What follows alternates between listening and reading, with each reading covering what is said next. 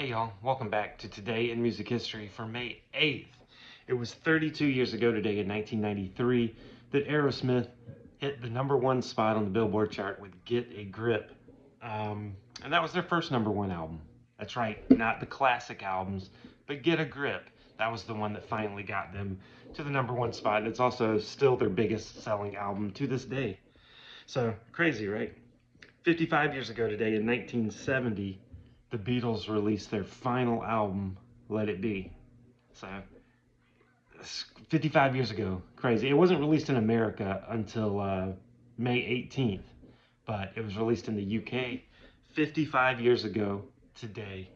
And 60 years ago today in 1965, the Stones play a show in Jacksonville, Florida on their very first American tour. And in attendance was 17-year-old Ronnie Van Zant. And he decided at that moment that he wanted to be a singer in a rock and roll band. And of course, he later went on to form Lynyrd Skynyrd. So it's crazy how the inspiration can strike you, and you're just like, damn it, this is what I'm going to do for a living. And he made it work. And 62 years ago today, in 1963, the Beatles had their very first #1 hit in the UK with From Me to You.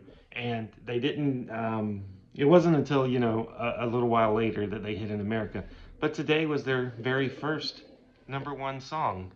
And I think the Beatles did okay for themselves. They did all right.